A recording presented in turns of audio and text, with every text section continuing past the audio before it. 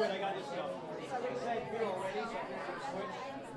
Rather switch to play. I got this at the Mauer, Woodstock, you know, behind right alone. Check her out.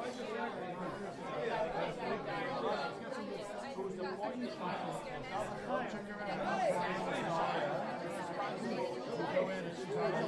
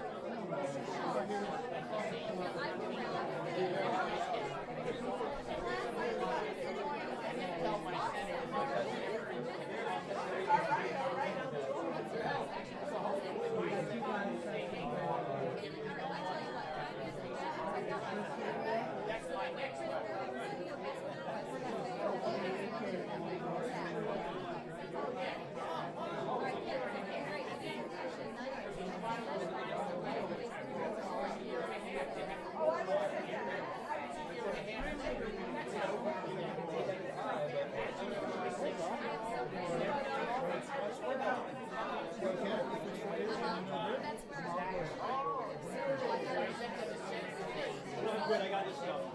Say beer already, so switch. Rather switch to play. I got this at the Mauer, Woodstock, you know, behind right alone.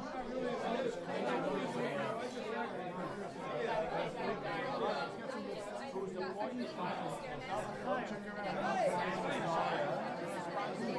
Go in and she's on the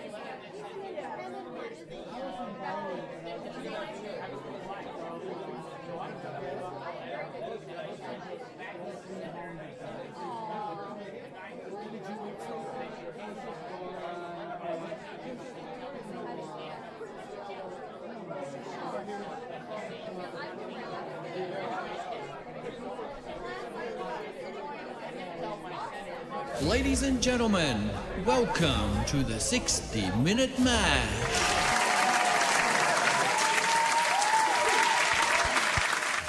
Welcome to the 60-minute mash.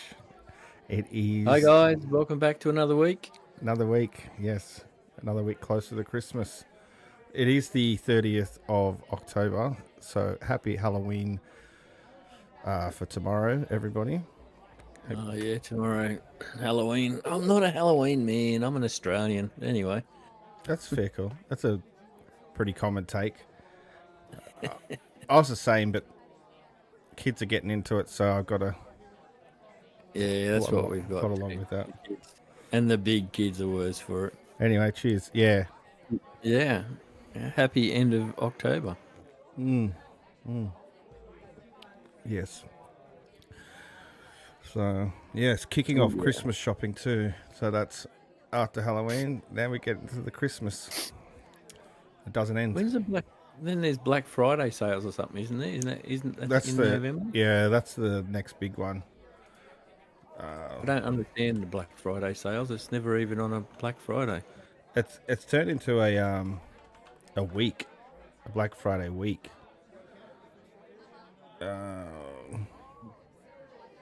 Anything to sell anything, I suppose. Yeah, I think it's the 29th of November, but people do a week. Oh, the 29th of November. I think that's what I'm getting here. Yeah. Oh, okay. But we just got off the back of the Amazon Prime deals too, so I'm recovering from that. Yeah, I didn't do anything there. Yeah. I did. That's what I got my meter probe. Oh, yep. Inkbird temperature probe. Yeah, good idea. Yes. Works wonders. Is it just the one, or is there a pair of them? No, I just got the single. Yeah. There are other ones with you can go up to 4, but I only really got that one specifically for the rotisserie because my smoker's got the other ones on the cable. Yeah. I had to go. I actually cooked my first bit of chicken last night, and I checked the temperature of it. Used the temperature to see when it was cooked. Oh, good man. Oh, so you got your barbecue sorted? No, it's It is it? I thought. Yeah, one of the burners is totally. It's just burnt through, and it's like $65. Only place I can get one is from the US, and it's $65. Well, I didn't even look at the freight. I was like, oh man. And like Mum said, oh, we could buy a burners for Christmas. And I said, I don't think so. No, put that money towards a smoker. Yeah, I'm a bit disappointed, but anyway, I'll look around and buy another Barbie. Plus my Christmas present this year from people, might compensate the lack of a barbecue. Mm. Yeah, get that spit going. You could still cook on it anyway as a barbie, I'm sure. Yeah, get those coals going. Bloody oath. Yeah. Yeah, so I was just looking at them and seeing stuff, and I thought, anyway, off topic, but it's just the barbecue is like everything but, it's just been a good barbie. Even though I bought it secondhand, spent a few bucks on it, it's just like I'll never buy one of them again. Yes, it's a shame about that because it was a good barbie, good setup. Yeah, if the burners weren't, if one of the burners weren't screwed and you could repair it, I was going to have a look at it, but there's just and like for me to replace the bit that's rusted out, I'd have to get it all specially pressed up and then replace it. I mean, the good thing about them is you can unscrew them, but they're old and rusty. Would they unscrew anyway? I don't think so. So it might make a visit to the metal recyclers. Yeah. Unfortunately. Yeah. It's when we have council cleanup here, it's so every second house has got a busted barbecue sitting out the front.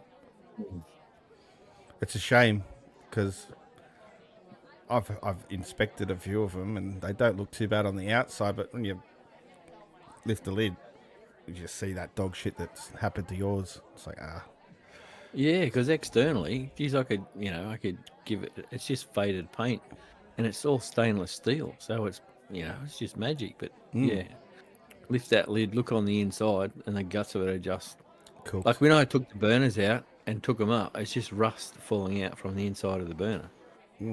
All the burners did the same thing, just powdered rust. Oh, yep. Yep. So she's gone. See you later. Yeah, fair enough. I mean, Anyway. you always keep your eye out on Marketplace too. Oh yeah, there's heaps of free ones and shit, but and some for $50 and $100. I was actually looking at the Matador. The Matador, I think Bunnings keep it and stuff like that. Yeah. You can pick a good one of those up, and they're a bit like the smokers. They come with all these accessories, or you can buy accessories for them. Yeah. And they start from about $400 up, just depending on what you want. I've even seen they had to sell the Matador ones, but just the top section too. So if you weren't gonna, you could probably save a few bucks if you weren't gonna. Oh, depends how you're gonna set it If I up. was building it into a kitchen or something. Yeah, or if you just had like a cheap cart or something, so you could still wheel it around. True. But they're pretty sturdy. Those ones. They were one at our Bunnings. They're like $800, and I had it down to $300, and I almost got it, but Jules talked me out of it. That's cheap. I mean, the cheapest barbecue I ever bought, I think you guys were still at home, and Mum and I had gone away for the weekend, and then we had to get out of the place we were in, and so we just went sort of looking around. We ended up at Bunnings, of all places, on a Sunday afternoon, Nice. and ended up buying a barbecue for like $150. That was my first brand new barbecue. Oh yeah. Yeah, $150 was like, whoa, that's cheap as. That is pretty. Like good. they're still out there. They're still out there for a couple of $100. Yeah. Yeah.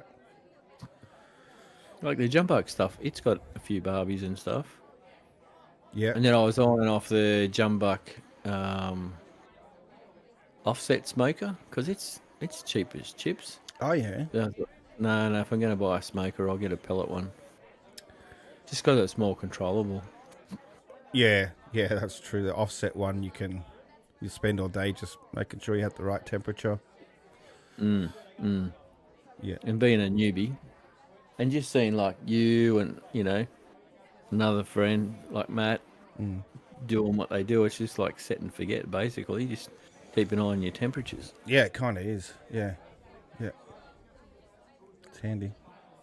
All right, we should probably talk about beers. So what do you got in the works this weekend? I know you didn't do anything last weekend.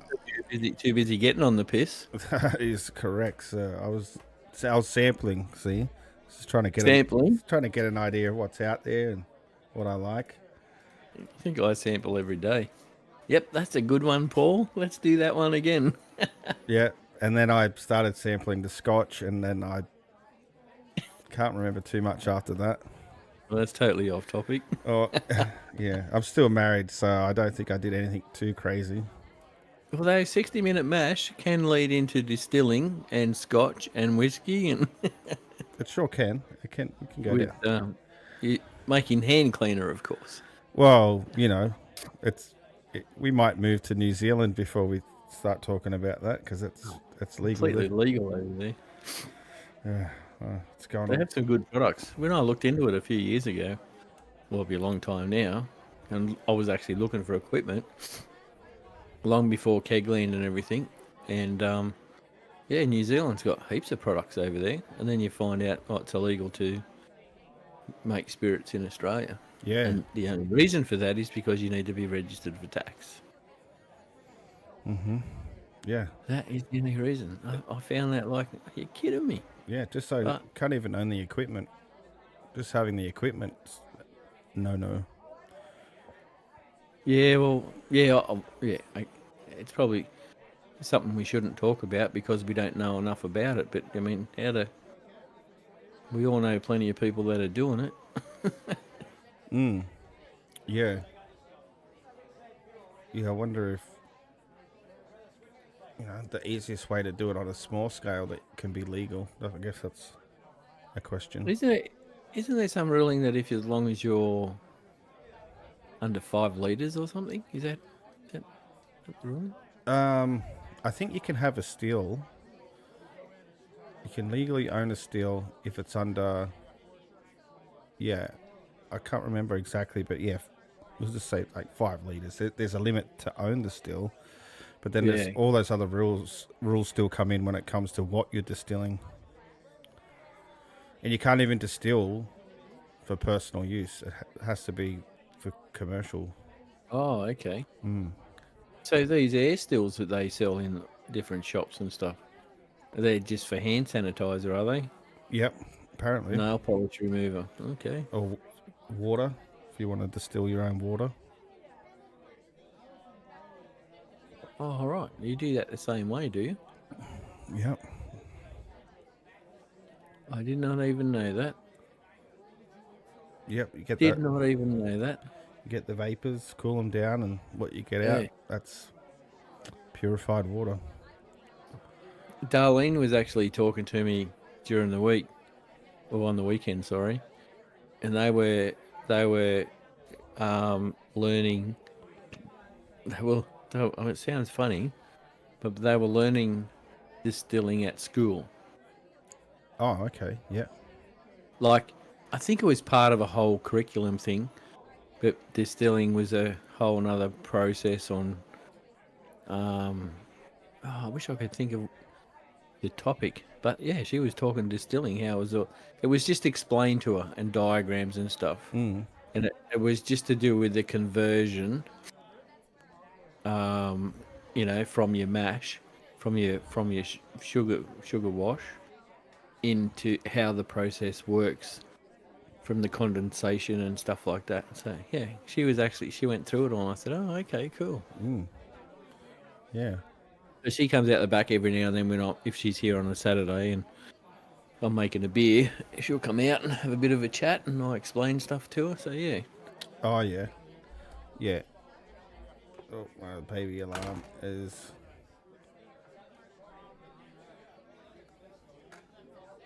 Is that the monitor? That is the monitor. I'm on call. The baby monitor. I'm on call tonight, so... Oh, is Theo in bed? Oh, of course he would be. Theo's in bed. Oh, my RAM just arrived. I am going to have to take a quick dad break. Do you need to take a toilet break? We can call it early. I'll work on that. Yeah, all right. Take advantage of it. All right, well, we'll be right back after this short toilet break.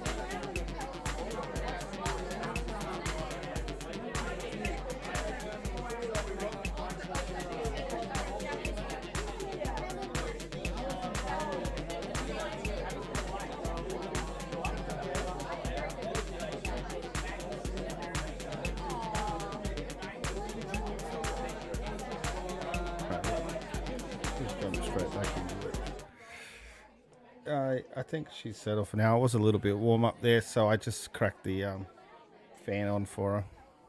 Oh, that'll work. Yeah, so yeah, things we have to do, hey.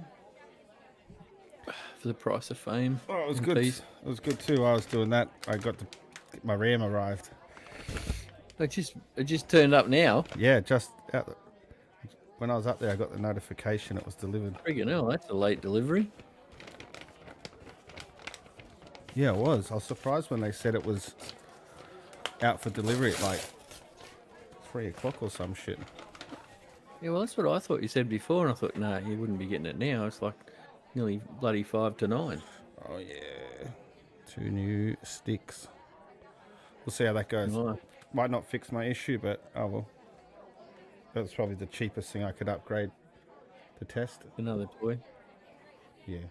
Yeah, RAM's the first thing. I reckon if you're having issues with stuff, I would go for RAM. Yeah. The next If problem. it's Yeah, but and I thought, oh yeah, DDR4 will be fine if I upgrade the motherboard and the CPU. And it's like, no, they're on DDR5 now. Oh shit. Oh, yours is DDR5? No, 4. But if I upgrade, Yeah, you got to upgrade everything. yeah, unless I upgrade to the highest CPU that this motherboard can handle, Yeah, I think and then I could get the DDR4. Yeah, I think mine, the i5, the Intel i5 is the biggest I can get. But there's heaps of difference, like, they're Gen 2, Gen 3, Gen 4, Gen 9, Gen 10 now, I think. So there's still different... Yeah, I think Gen 10's to be released this year for their Ryzen.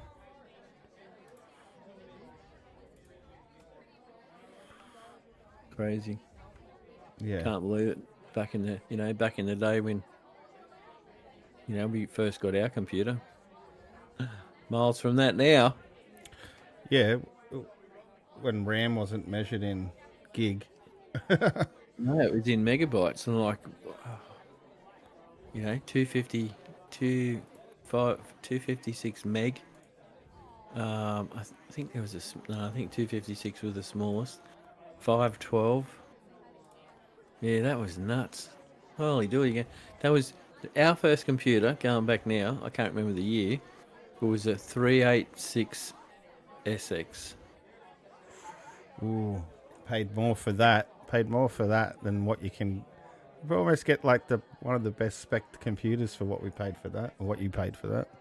Yeah, well, we paid a couple of grand for it. And then when I started my business, I paid 10 grand. Like a CD burner, which we don't even use anymore.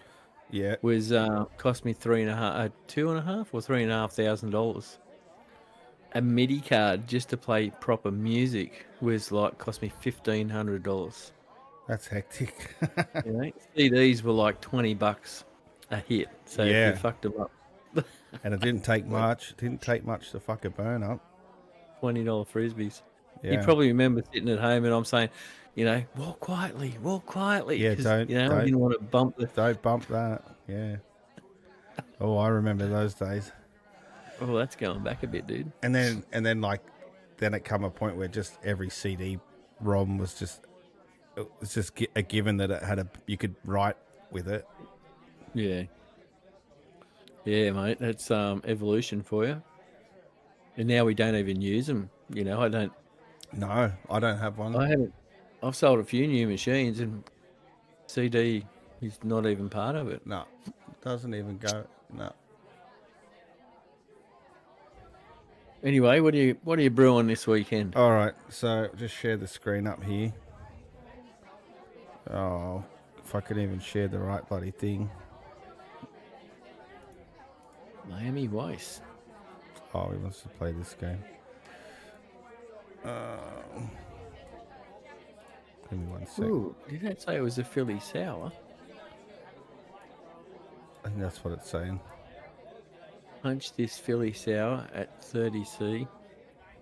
Get maximum. So you're doing a sour. Oh, okay. That's the one. This is the technical one. Yeah, well, this would be good to see how it comes out. Yeah.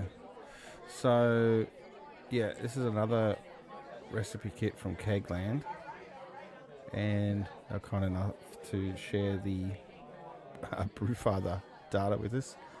So the single batch, we're looking for, what was the percentage? Oh, 5.3%. Okay, not too hectic. No. Let's see what's in it. The malts. So it's just pale malt, parent malt, wheat malt, and then the rice hulls, so it doesn't clog up all my equipment. 100 grams of rice hulls, that's a lot. I suppose when I've used it in the past, I've just grabbed 2 or 3 handfuls and just chucked it in there. Well, the I've bag, never weighed it. the bag they sent to me in the kit was like, it was a pretty solid, like, big bag. So we'll see how that goes. Yeah. And hops I've never used before. This why itty? Why itty? They're only 3%. That's why they're going into the boil. Yep, let's find And out. 50 grams of dry hop. Oh, right. So it's a sour. So it's obviously malt forward. Although a sour is totally different. Like, how do you describe? You know, when like a sour is like, it's a nice drop, but it's sour. Like, but it's a good sour. It's hard to explain. I've only had a couple, and that's only at the brew shop where they've introduced me to them. Okay, so it's New Zealand hop. All right, so check that out. Okay, yeah. So what are we doing? 25 grams at the 60-minute boil. Okay, for the 9 IBU, and then 50 grams for a dry hop in 3 days. I've got to start putting a little bit more CO2 into my fermenter after I dry hop, because the last 2 I've done, any gas in there has been sucked into the beer, and it's actually sucking my fermenter in, like so. I've had that happen in all the years I've been brewing, which is only 3, 2 times. And you don't put CO2 a little touch up after you dry hop, do you? No, I must admit I did the last time. The time before that I did. The last time I didn't, because I was going to keg it the next day. I thought, oh, fuck it.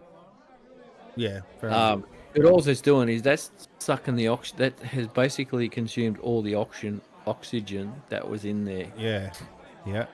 It's not an uncommon thing, and it's not a bad thing from what I've read. It's just a pain in the ass, because when I do put CO2 into it and it pops the plastic out the sides, it just unsettles everything that had rested during the cold crash. I've only ever had it where the shit on top sinks to the bottom, so that doesn't bother me. That's all been good. Yeah, no, the last 2 times when I'm kegging it and I put the CO2 in and get it up to 1 bar, once I plug the gas on, it pushes out and it just rattles the whole fermenter and makes it a little cloudier than it should be. You know, I dry hop just by cracking it open and chucking the hops in every time. And I've only had that happen 2 or 3 times over all the years. And it's been more recently than early days, so it's a bit odd. But it's not unusual. I think the reason why it happened the last 2 is because the recipes called for the dry hop pretty much at the end of the fermentation, so no more gas was getting produced after the dry hop, where previous ones, it was like a halfway through the fermentation I would dry hop. But after you told me the way you did it, I started doing it like that too, because it was just getting too much of a pain in the ass to get hops in a bag and hold it up with a magnet, and then when you're ready to just pull the magnets off. There's too much of a fucking stuff around. So the other thing I had happen when I was using the bags is when I was transferring the beer to the keg, the bags would come down the side or they'd be in the middle, and sometimes they'd actually retard my suction point, Yeah. go right down the bottom. Yeah. And the more I sort of researched and looked, the more people just chuck it in the fermenter. Mm-hmm. I I mean, even if you use the hot bong, you're doing the same thing. You're just dropping it straight into the actual wort. Yeah, but the hot bong, you purge any oxygen out of it. Yeah, but at the end of the day, you're still getting that same result that it's going straight into the wort. Yeah, that's right. Oh, okay, yeah. Yeah. So, but what I do is you crack it open. You've got a heap of CO2 in there. You chuck your hops in there, seal it all back up, and then I let it sit for an hour or half an hour, and then I just purge the oxygen.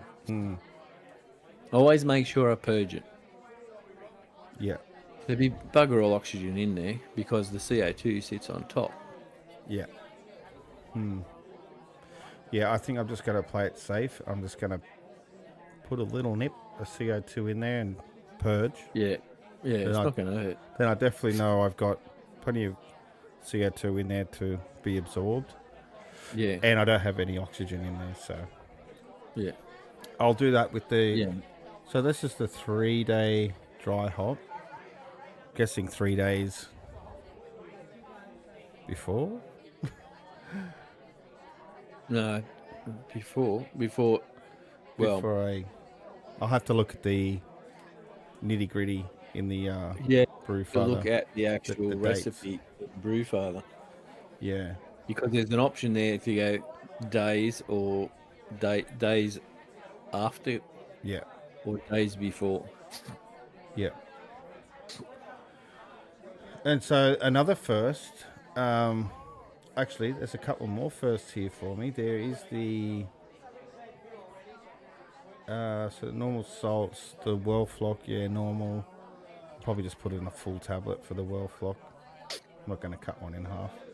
Oh, I always did when I was brewing single batch. Just put a full Werflock tablet in there. A yeast I haven't used. The Lalaman Philly sour. Philly Yeah, sour. it's a sour. Yeah. So they want that pitched at 30 degrees. That's a lot. That's hotter than I've ever pitched. Oh, that's right. When we first looked at this recipe, we were looking at that. Gravity check, stable, then crash. 1 degree C. Actually, one thing they haven't mentioned here. I'll have to bring up the other window. I'll go through this. The Philly sour, you're pitching at 30 degrees. Okay, so 14 days. Gravity. It's a long time. That's pretty much what I've done for all of them. I think that's like their standard 14 days. The gravity check equals stable, then I crash it. Yeah. So that's probably... Well, depending on this yeast might actually take longer. And then cold crush it at 1 degree. 3 days. For the 3 days. And then carbonating, conditioning, 2 degrees. Don't worry about that. I'm going to put it in the keg, roll it on the ground, and drink it. So if you're cold crashing it for 3 days, once that 3 days is up, that's when I'd be putting it in the keg. And that's what they're doing. They're telling you to stick it in the keg, and they're giving you the carbonation. So just do your normal carbonation, and getting it to sit for like a week before you actually start tapping it. Yeah. But who can wait that long? That's fucking nearly 3 weeks, dude, before you get to sample your beer. It is 3 weeks before you get your stint. That's too long. I'm pushing 2 weeks, to be honest. I would have done 2 brews in that time. 2 double batches in that time. But this is the experiment. Yeah, okay. So one thing they didn't have in there, which I'm pretty sure I saw it in here.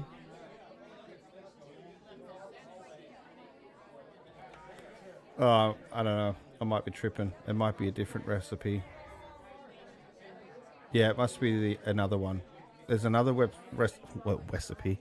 There's another recipe I've got here where it's an additional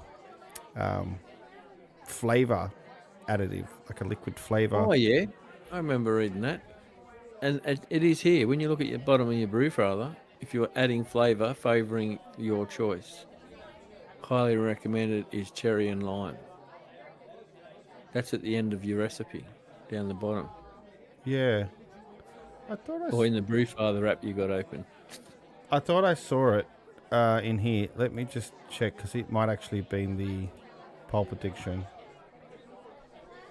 Well, it's at the bottom of this one, whatever you got open. Oh, here. No, it's this one. It's got 6 mils of punchy natural flavour. Okay. But this one does have that little comment there.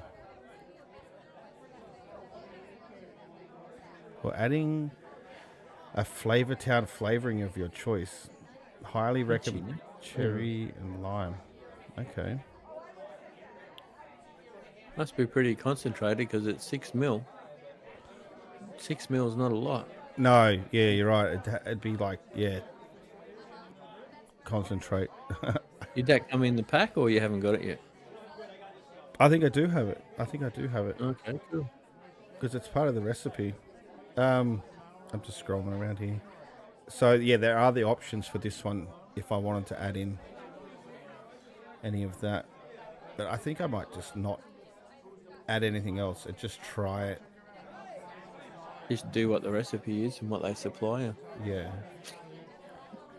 I was going to remember to change my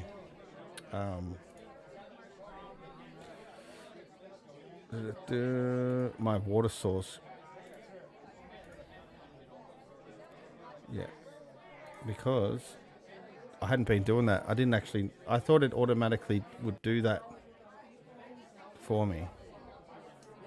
When I add a recipe to my profile, I thought it automatically just know I live here, I brew here, I'm using this water. But you actually have to go in and tell each recipe, I want my water profile.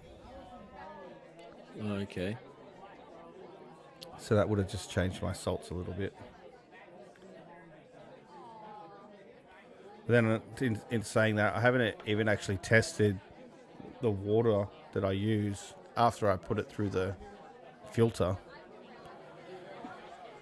Okay. So I know my water profile out of my tap, but I'm assuming the filter takes something out of it. Yeah, well, it should be taking a lot of the hard metal stuff out of it. Yeah. Yeah. But it's expensive to send that sample off and get it tested and get a full... It's like $300. Yeah, no, I wouldn't do it unless I was opening a brewery. Yeah. $500 or $300 in, but not for us little piss farting around at home. Oh, speaking of breweries, when we got home on Sunday and we were in recovery mode, we had the... I was like, one of those weekender shows where they, just show you what's around the area, holiday spots and that. Well, they did a big piece on the the Australian Brewery and Hotel. That one. Oh, that's the one just up from you. Yeah, the one I want to take you to. Ah, yeah. And I was like, oh yeah, that's the go. That's the go. It is the go. We'll have to get there soon. It's coming up to Christmas. Maybe we could do it before Christmas. Yeah, well, solos should be over before Christmas too. 7th of November. Oh, well, that's So next week. next week. Yeah. Well, there's a thought. I'll have to get him a camera and a microphone and throw him on the show. I don't think he knows a lot about beer apart from drinking it. Yeah, he could just say, I like that. I like that. Sometimes I look, when I give him a taste of a beer and it's like, and you explain a little bit about it, it's like, okay. Yeah. I'm not sure, but, sometimes he's a little bit vague. But it'd be a whole new experience for him because he'd be used to just drinking. Well, they drink a lot of spirits. Yeah. And well, he drinks beer when he comes over here. at the on the Gold Coast when we were drinking those sample beers, he was pretty like, oh, I don't like that, or I do like that. Yeah, I suppose it just comes down to individual taste, whether you like it or not. Not even depending on what you know about beer. Yeah, or if you can identify why you don't like it. Yeah, that's good. I think it's easier to, if you could drink a beer and it's like, oh, that's pretty good. Even with not being able to explain why you think it's good, if there's nothing sticking out why you don't like it, like that's... Yeah. He's got a better understanding of it now. But yeah, I can't even say I'm that great at explaining it. It's probably a course I have to do there. Well, they've been on my Facebook feed. They've been pumping a bit of the that course that you want to do, the JBC or whatever it is. Yeah. What do they do that locally? 'Cause I wouldn't imagine it's online. Yeah, well, I couldn't imagine it's online because you need to taste the beer. And, obviously there's the practical side and there'd also be a theory side. Unless they tell you to go out and buy these certain beers from cans. Okay, if I have to. Jesus. All right, now I'm studying, Jules. I need the next couple of hours. I'm studying. Yeah. I've got a six pack I've got to consume, and I've got an hour to write about them. Yeah. And the there might be a few field trips involved. Yeah. I've got to go out to such and such to have a look at their hops. I've got to go out to the Australia Brewery just to see how they produce something. They got a canning tour on. Oh, yeah. A couple of years ago, I was so close to buying a canning thing. But it was like, to buy the equipment wasn't too bad. I didn't think it was just over $1,000. But then you had to buy the cans. Yeah. Which was fine, but you had to buy X amount of cans. Yeah, you got. And I just thought, hang on, I don't even have a beer I can honestly say is consistent. So that's why I just started on my beer production journey. So when I can make a consistent beer, it's like, all right, I can start to do something with that. When you send a beer off to a competition, can you send it in a can? Do they prefer a can or? I think it's all bottles. I think it's bottles from what I've read. I've only ever really seriously looked at the one, and it was bottles. Yeah, right. But I imagine you could send it in a can. I mean, I couldn't see why not. Maybe it's to keep it consistent, because you know how cans have a bit of a funny flavour, whereas glass is always better. Yeah. Yeah, cans do. Well, does that depend on how long it's been in the can? Because if it's just been canned and you handed it over, I think that would mess with the flavour too much. Yeah, I don't know. But I do know that, like, when you can it, you're expecting, a good couple of months out of it. I mean, when they can it, when it's canned properly or bottled properly, you should be able to get a few months out of it before it starts to sort of get any off flavours, or it should just last. Like, some of the stuff that I've read, people have had kegs full of beer, they've put the CO2 in it, and they've been sitting under the house for 12 months, pulled them out, put them in the fridge, gapped them up, and they've been fine. Yeah.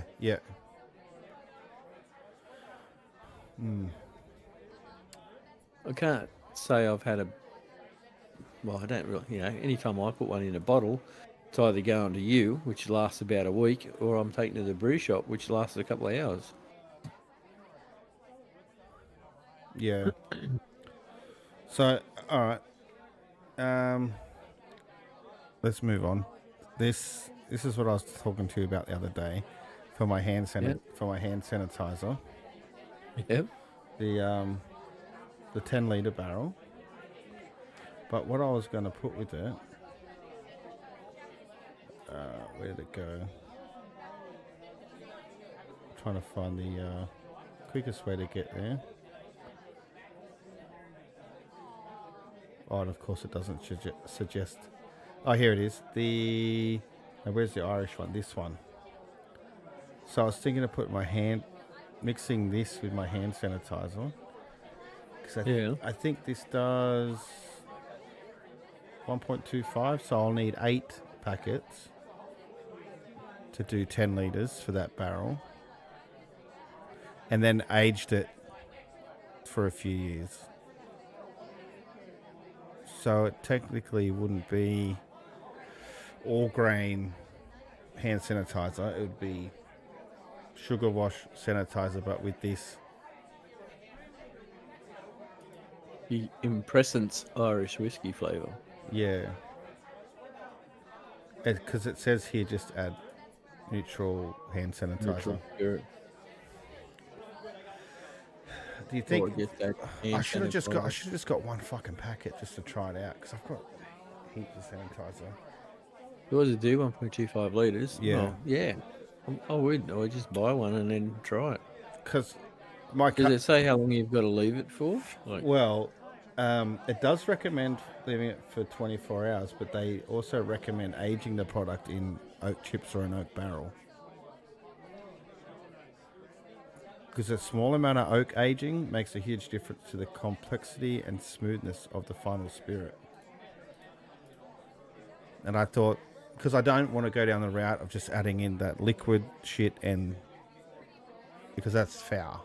But I thought this actually might be a genuine way to make something that tasted, especially if it's cheap enough. This is, but when I factor in the barrel, I had my cart loaded up the other day, and I was so close. And then I was buy the barrel, the 8 packets, the barrel and the 8 and these 8 packets. I was just going to do it, but then I thought, I might not do that. But now I'm thinking about it again. Well, surely you could do a sample just in a bottle, like with one, just to see if you get any sort of flavour. Yeah, because I do have the oak. I do have some oak, not chips, but staves. I have some oak staves that I've charred up that I can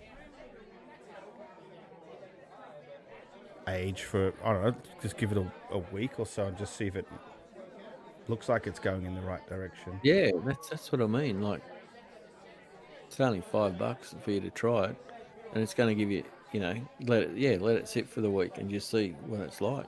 Yeah.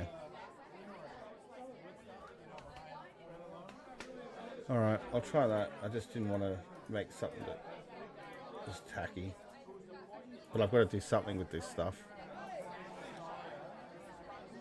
Yeah. Yeah, okay. I think that was it. Unless we wanted to look at new arrivals. The only thing I saw that looked interested had already sold out before I could even buy it. Oh, is that them Thundergun things? Yeah. Yeah, I was looking at them the other week. But they come on like 2 weeks ago and they've never been in stock. Yeah, but there's cheaper alternatives. That's what I looked at. That one's $22. But there's heaps cheaper alternatives out there. Yeah, I like our alternative. Oh, this one was good because, you could put the pop it on there, the disconnect on there. But then I thought about it. I thought, what do we need that for? We've got 2. You've got them as well. The containers from Bunnings that we got. It does exactly the same thing. Yeah. Yeah, that's why I didn't look any further into it. I don't know. I guess I was just being lazy. I just didn't want to pump pump the pressure up. But Oh, you poor bugger. oh, I've got a new system too. When I clean a keg and when I do the sanitizer, when I pump the sanitizer out, because I'll give it a little touch of CO2, but then when I pump the keg, I'll pump that through my lines. Yeah, that's what I do, even for the cleaner. So when I'm cleaning my kegs, I'll pop the top off them. Like, I do not crack or release the CO2 from the keg until I'm ready to use them. Yeah, yeah, But then you get no oxygen in there and bugs and shit. yeah. I'll crack my keg like I did. I kegged a beer this afternoon. So I'll crack the keg and then I'll give it a rinse with water, a couple of rinses with water. Just pour it in there, shake it around, tip it out, pour it in there, shake it around, tip it out. Yep. And then I'll put a litre of cleaner in there. My sulfide or whatever it's called. Yeah, the cleaner. I'll put a litre of cleaner in there. Then I'll shake it around, tip it upside down, let it sit for a few minutes. And then I'll pick it up, shake it around, and let it sit standing upright for a few minutes. And then I gas it up and then get rid of all the cleaner through the disconnects and everything. So it cleans it all that way. So like it's 2 kegs that I do at a time. Then I'll crack them, rinse them, rinse them a couple of times. Then I'll put a litre of the sanitizer in there. And then I'll do exactly the same thing. Gas them up and run it all through the lines into a bucket. And like that bucket I can just reuse over and over until I get rid of it. And then once I do the sanitizer and get rid of the sanitizer, my keg is not open. It's not open. It just straight transfer to the keg. Yeah, yeah.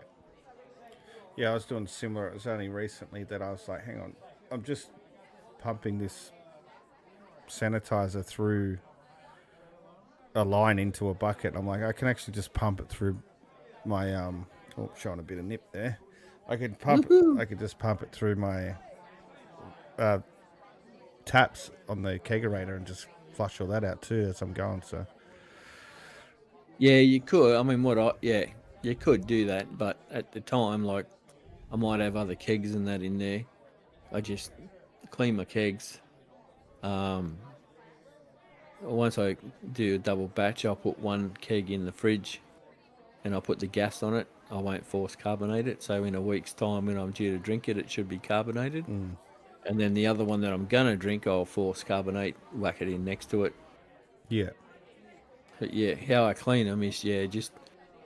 when I first started, I was watching all these YouTube videos and they were filling the bloody keg up. Yeah. Filling the keg up with cleaner. And it's like, what the fuck? And you got to pump it all out. It's like, no, you don't need to do Yeah. that. So I just put a litre in of the cleaner and then flush it out. And then the cleaner goes down the drain. But the sanitizer, I just put it in a bucket and I'll use it. I'll use it somewhere in the process, in the scheme of things down the track. Yeah, yeah. Yeah, that's to go. Because I just had the 1 keg, because my other keg's just soda water. When I take it out, it's because I'm filling up a new keg, and that's the time that I'm cleaning it. So that's the perfect time to all that cleaning agent. I could just run through my hose and my taps in the kegerator. Yeah. So yeah. So Yeah. No. Well, I never even thought of that. Make the most out of the cleaner. And then I don't have to mess around filling up these other 2 bottles and pressurizing them. I'm just pressurizing the keg and pumping that through the tap. Well, I use those bottles to clean my lines, and I use those bottles to clean my transfer line, and that's all I use them for. Yeah, yeah. Yeah, right. I don't even use them. Yeah, I don't use them near my kegs. It's all gas. All right. But I still get about 3 months out of each. I've got 2 bottles. One is my main kegerator, and the other one is for me doing all my transfers and anything else. And I get 3 months out of each of them. Actually, I'll put that on the sheet for next week because I want to talk about the cleaning.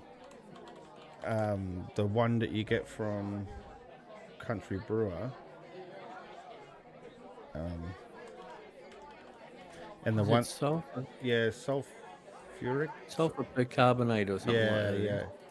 But so I was just looking at the prices, and they sell it in the liter bottle, the pre-made liter bottle. But then Kegland have one, and if I've done my maths correctly, if you diluted like might be 10 mils to a liter, you're pretty much you've got that dilution rate as the one at Country Brewer. So I The think one that I buy is a powdered form. It's about 12 bucks a kilo, and it's 35 mil makes 5 liters. the sanitizer, the phosphoric. No, the cleaner. Yeah. Okay. The sanitizer is 35 mil makes a liter. Yeah. But I'm talking that you can make, because that brown liter bottle, Yep. I'm pretty sure you can make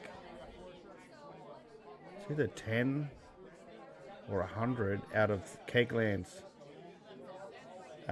bottle, because I'm pretty sure theirs is 100% that sanitizer, but then the Country Brewer version of that is that diluted down to 10%.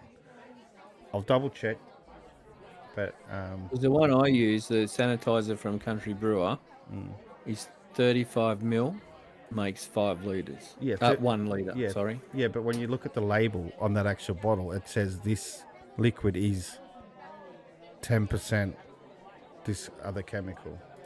Oh, I don't know. I've never looked at that bottle. Yeah. But yeah, we can talk about that next week.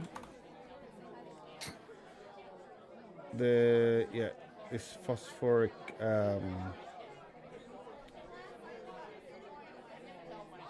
it had to be this one. Oh, it's 500 ml bottle. Dollar Sand.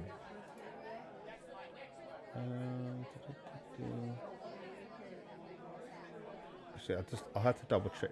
I'll put it on the list for next week. But when I saw it, I was like, hang on, the one I bought from Country Brewer is just this, but diluted even more. And I thought you could just, if you had this, you could just keep refilling the liter bottle and save fuckloads. Yeah, well, I was buying it. What's that? That's $8.95 for 500 mil. I can buy 2 liters for about $30, and it will make me. It'll make me two. Work this out.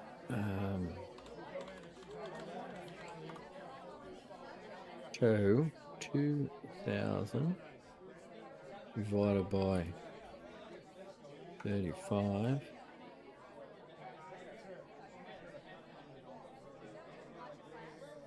That's not right. 2, 1, 2, 3 divided by 35. It'd make me about 58 liters. Yeah. Phosphoric acid. Is that the one from Country Brewer? No, it's sulfite percarbonate or something. For the sanitizer? No, it's the cleaner. Okay. Well, The sanitizer. I'll have to bring that up because I don't know.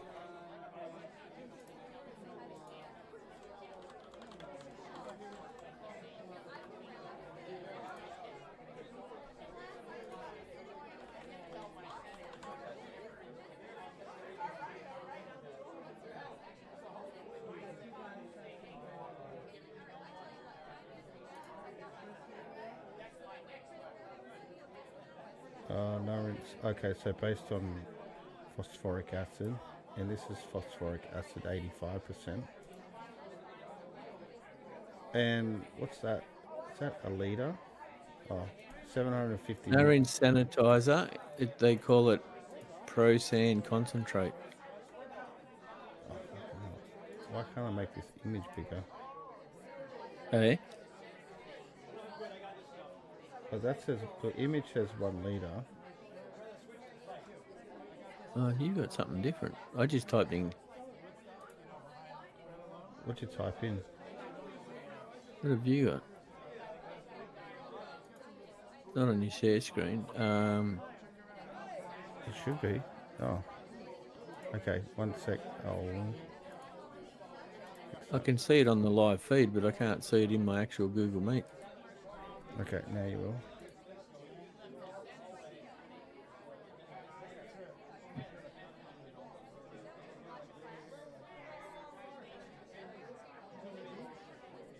Well, they said this is their phosphoric acid. But on the label, I'm pretty sure this says it's been diluted down to 10%. Okay. Where the Kegland... PCB liquid sanitizer. Based on phosphoric acid. Sanitizer, 30 ml per litre. There you go, 3 capfuls per litre of water. Yeah, so... spray your Brewing equipment bottles. Well, that's what I use. Yeah. That's $15. $15 for 750 mils. Or I thought it was a litre in that brown bottle. But if that's at 10% it's not even a litre, it's 750 mils, yeah, like you said. If that's 10%, that's 75 mils in that litre bottle. You go off litre, make life easier. That's 75 mils in that pre-made bottle, where this Kegland, I'll swap the screen again, this is 85% at 500 mils. So you only need a couple of drops of this in your 1 litre bottle to make that the 10%. Yeah, because the one that Kegland sells is Star Sand, isn't it? Well, this isn't even Star Sand brand. This is just. Oh, okay. So you're based that on phosphoric acid. That's just phosphoric acid. Yeah. What Kegland sell for their cleaner, like for their sanitizer? Sanitizer. Is Star Sand. They sell this as well because this is in their salts kit. Phosphoric acid. Yeah, but that's 85% phosphoric acid. Yeah. Not 10%. And you're only paying $11 for 500 mils at 85%. Yeah, I'll have to do. Yeah, I've never looked at it. So, Because I can buy 2 litres of that one that Country Brewers selling for like $35. That's 2 litres. So it still works out about $16.50 a litre.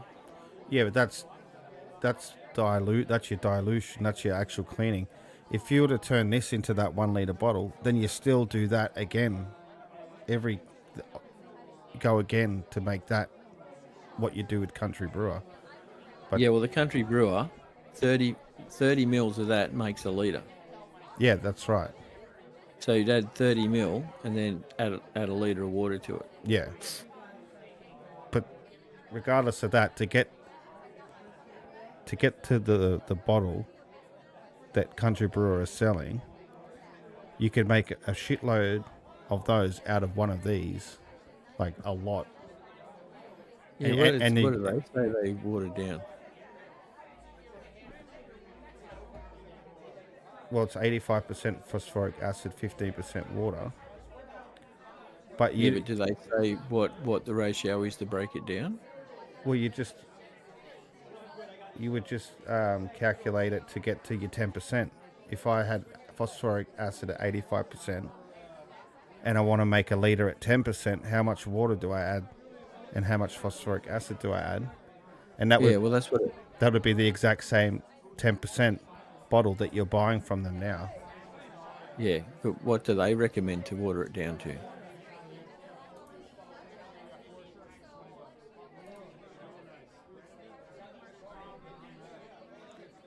1 mil for every 2 liters.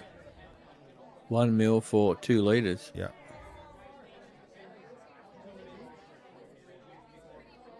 Is it the same stuff?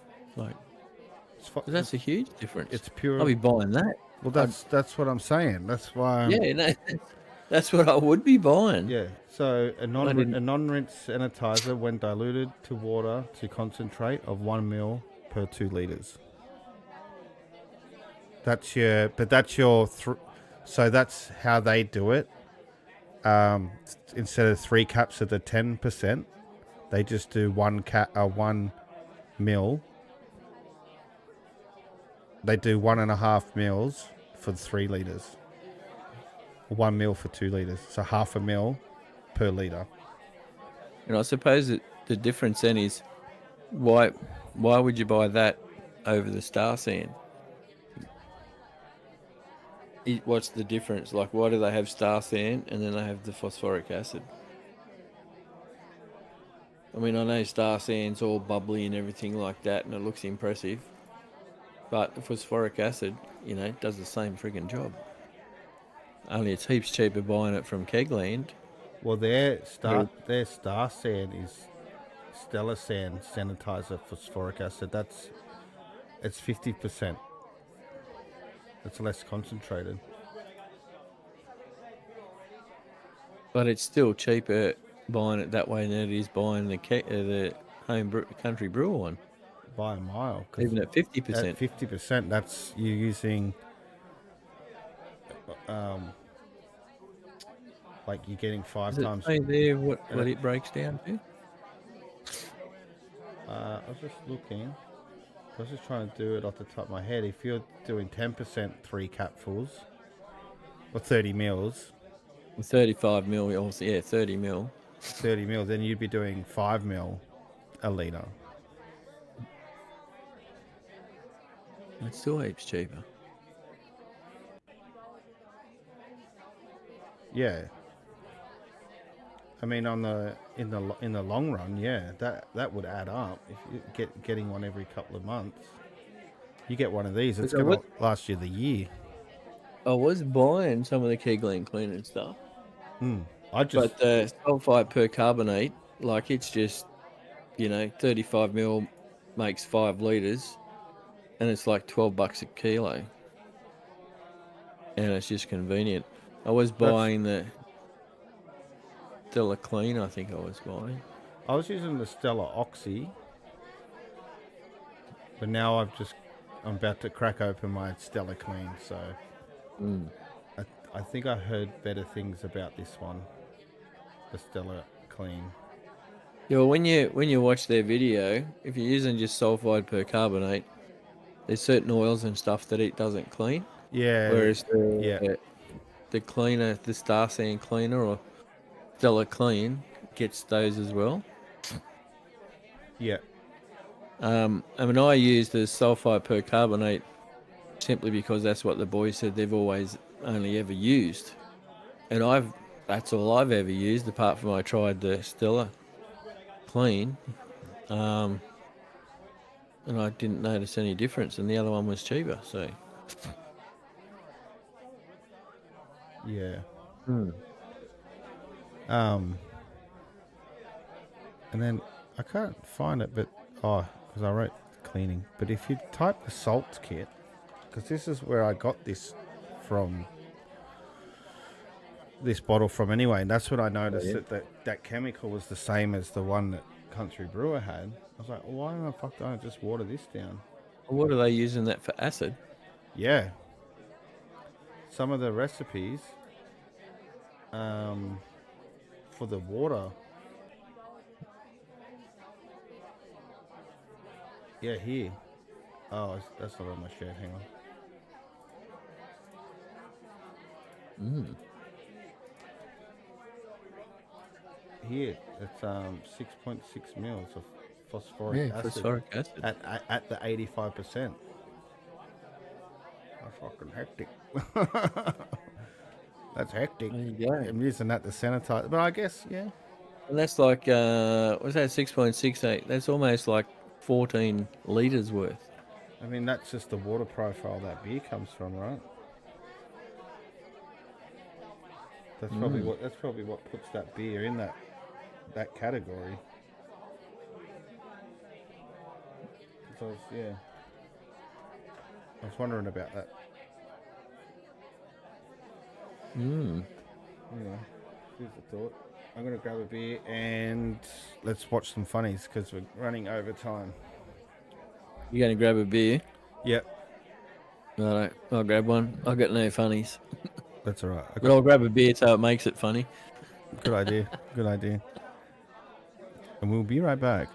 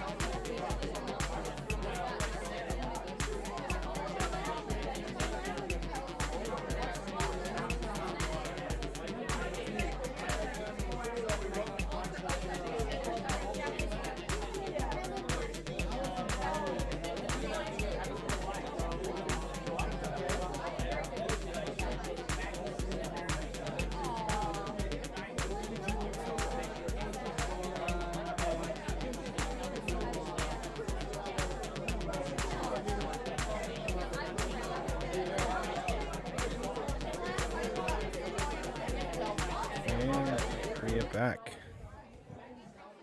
We're back. Yeah, okay. Whoa. Okay. You see my shared screen? I can. Alright. Strap yourself in and feel the G's. Oh, I've got to click the right screen now. Hey.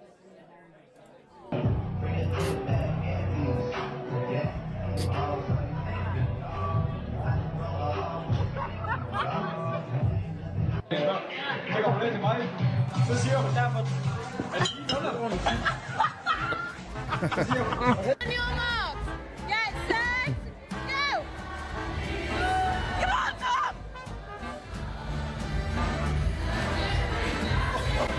Oh, no way. You almost drowned. That's gross.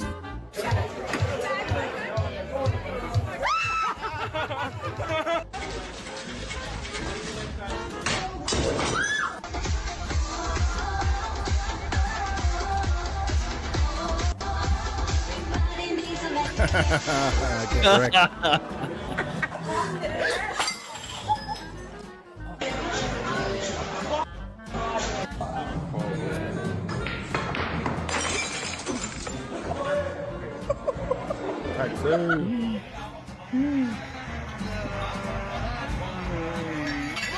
Not as impressive as the fellow with all the spine the other week. Yeah.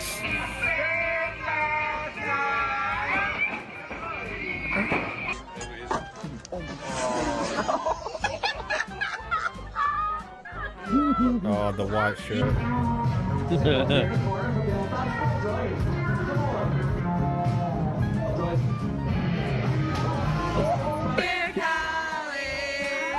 Oh no, you're on fire. Yeah.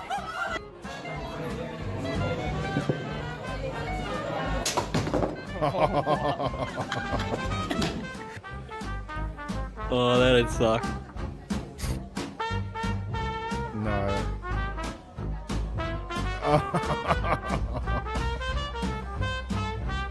Oh no. Not the wine. Holy doing?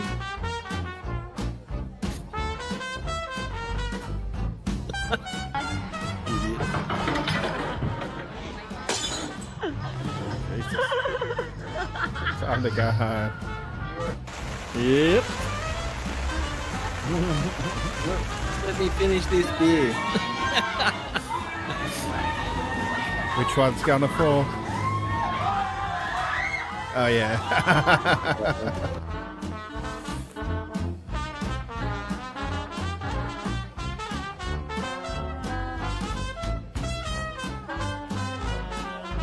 Oh, it's a statue. I was gonna say it's a deli.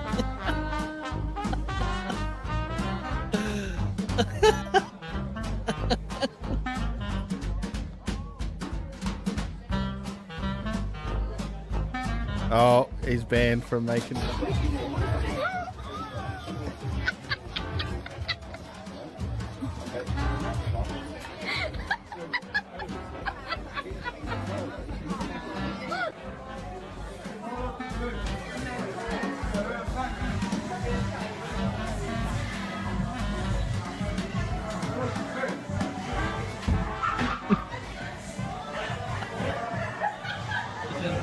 Smooth. Smooth. Oh, that makes up for my lack of not having one. But that was fun. Yeah, a few good ones in there. Cool. All right. Anything else you want to add before we disappear for another week? No, I'm good. I did have a few things I was going to bring up, but we'll bring them up next week. Cool. All right. Sounds good to me. All right, everybody. Thank you for watching this week's episode of the 60-Minute Mash, and we will see you next week. Thanks for your company, guys. Hooray. Bye-bye. Bye.